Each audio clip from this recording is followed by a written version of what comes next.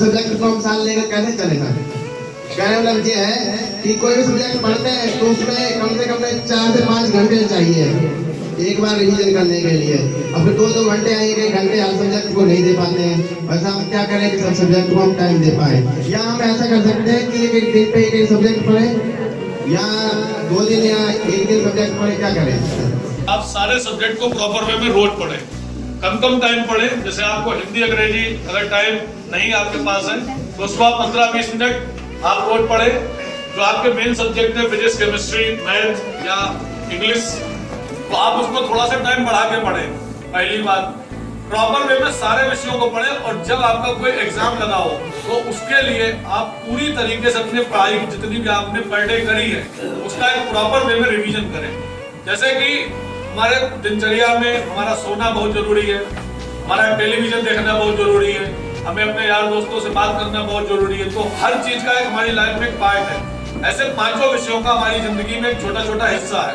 बस अब हमें अपने माँ बाप से ज्यादा बात करनी है, हमें दोस्त से थोड़ी कम बात करनी है, या हमारे जो रिलेटिव्स हैं उनसे बिल्कुल कम बात करनी है। उसी तरीके से हमारे सब्जेक्ट होते हैं कि फिजिक्स केमिस्ट्री में हमें बहुत ज्यादा मेहनत करनी है, अंग्रेजी में थोड़ी सी कम करनी है, या हिंदी में हमें थोड़ी और कम करनी है, लेकिन करनी सबसे है बात। तो इसलिए उसी तरीके से हमें सारे विषयों पर प्रॉपर ध्यान देना चाहिए, पर डे हमें पढ़ना चाहिए और विदाउट टाइम टेबल पढ़ना चाहिए, बल्कि टारगेट पे पढ़ना चाहिए कि आज हमें फलाना टॉपिक क्लियर करना है।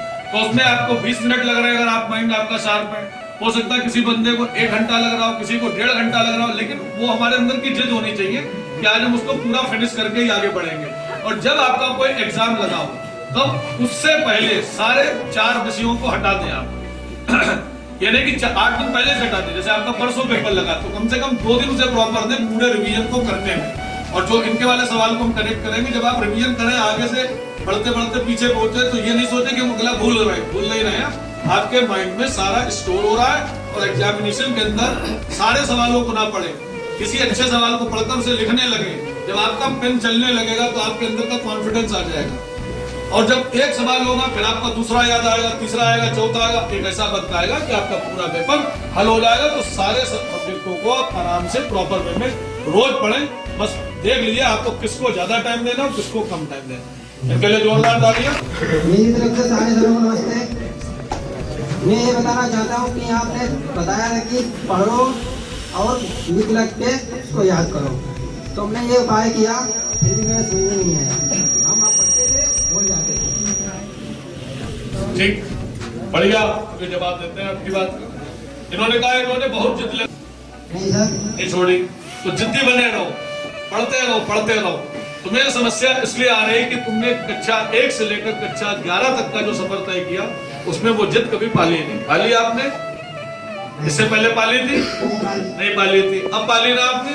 तो किसी भी चीज की लत लगने में पहले टाइम लगता है, ठीक है, लेकिन जब वो लग जाती है तो नशा बन जाता है। तो उस नशे को आपको अपने अंदर लाना है, उसको छोड़ना नहीं है।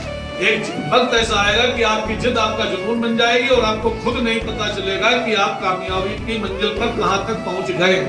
और ये आपको दिक्कत इसलिए आ रही है कि आपको नहीं समझ में आ रहा, क्योंकि आपने 1 से लेकर 11 तक कभी वो जिद पाली ही नहीं। अब आप पाल रहे हैं तो उस 11 वर्ष के समय को आपको कन्विंस करने में कम से कम 11 महीने लगेंगे।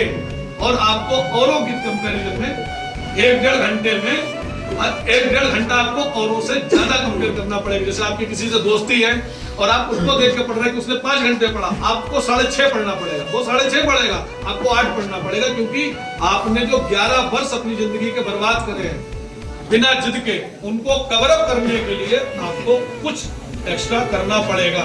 बाकी हम आगे सर इसमें 2 शब्द पढ़ाएंगे। आपके सवाल का हम जवाब देना चाह रहे थे। एक बार एक बच्चा मेरे पास आया और उसने कहा कि सर मुझे मैथमेटिक्स समझ में नहीं आती, क्या करें? हमने कहा बेटा अगर आपको मैथमेटिक्स समझ में नहीं आती है तो हमारे पिताजी भी आपको नहीं पढ़ा सकते, क्योंकि मैथमेटिक्स कोई चीज नहीं।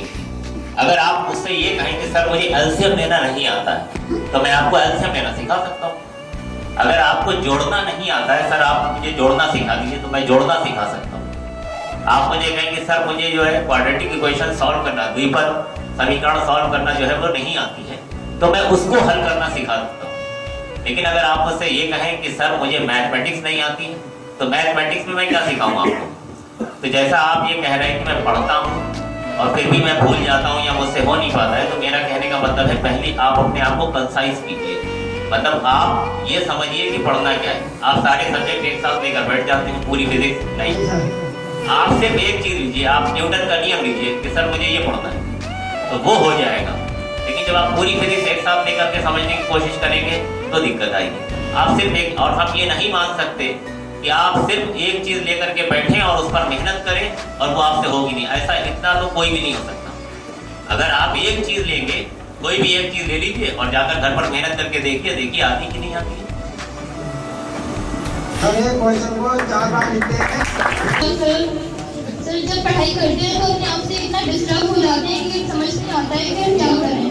यही पूछना चाहूँगी कि क्या करें। पढ़ाई करते करते अपने आप से माइंड डिस्टर्ब हो जाता है, समझ नहीं आता डिस्ट्रैक्ट हो जाता है, माइंड इधर उधर भटक जाता है। ठीक, जैसे शांत रहिए आप लोग, अंदर से क्या अभी सर भी बोलते हैं जिसको ठीक, देखो ये भी देख लो कि अगर आपको ठीक लगता है तो आप बैठिए, और नहीं ठीक लगता है तो कोई बाध्यता नहीं, अपना संडे आपको दे रहे हैं, ठीक है। क्योंकि अच्छे काम की शुरुआत शायद ही अब होती हो, तो हम लोग तो कोशिश कर रहे हैं ना। तो डिस्ट्रैक्ट जब भी माइंड हो जाया करे तो सबसे पहले तो अपने माँ बाप को देखिए कि वो कितनी परिस्थितियों में, कठिन परिस्थितियों में आपको पढ़ा रहे हैं, और आंख बंद करके सोचिए कि आप बिल्कुल बह गए, अपने करियर से बिल्कुल भटक गए और आप कुछ नहीं बन पाए, बिल्कुल आपका करियर चौपट हो गया, आप लाइफ में कुछ नहीं कर पाए। तो इसका सबसे बड़ा इफेक्ट किसके ऊपर पड़ेगा? हमारे उन गार्जियंस के ऊपर जिन्होंने हमसे इतनी एक्सपेक्टेशन करी, हमारे ऊपर इतना बिलीव किया। तो जब आपके अंदर ये चीज आ जाएगी कि नहीं यार उनके साथ गलत हम कर रहे हैं, तो आप कभी भी डिस्ट्रैक्ट नहीं होंगे। ये तो हो सकता है कि आप नंबर 1 की पोजीशन पे ना पहुंचे, लेकिन अगर आप टॉप 10 का ख्वाब देखेंगे तो 9वां 10वां नंबर जरूर आपको मिलेगा। और जब 9वां 10वां नंबर आपको मिल जाएगा तो आपके अंदर एक हौसला बढ़ेगा। जब हमने एनटीएसएसपी स्टार्ट करी 5 लोगों से, आज इतना बड़ा सफर तय किया, अगर हम उन 5 बच्चों में डिस्ट्रैक्ट हो जाते हैं, अरे यार 5 है यार, बताओ हम इतनी मेहनत भी कर रहे हैं। मेहनत का कभी कोई पैमाना नहीं होता। हम लोग इतने सारे काम कर लेते हैं, 12 घंटे आप भी रहते हो, 12 घंटे हम भी रहते हैं। हम 12 घंटे में 1200 काम करते हैं, 12 घंटे में 12 काम भी नहीं कर पाते हो। कारण क्या है? क्योंकि हमें अपने काम के प्रति नशा है, एक पागलपन है। और जब कोई व्यक्ति पागल होता है अपने काम को लेकर, तो वो कभी भी डिस्ट्रैक्ट नहीं होता है। हाँ, आपकी जिंदगी में बहुत बार डाइवर्जन आएगा, बहुत सारे लोग आपको डिस्ट्रैक्ट करने की कोशिश करेंगे, पर ये हमारे अंदर का विल पावर होना चाहिए कि हमें डिस्ट्रैक्ट नहीं होना है। तो माँ बाप को देख कर पढ़िए, उनके सपनों को लेकर पढ़िए, कभी आप डिस्ट्रैक्ट नहीं होंगे और मेहनत करते जाइए, आपको कामयाबी जरूर मिलेगी। इनके लिए जोरदार तालियां।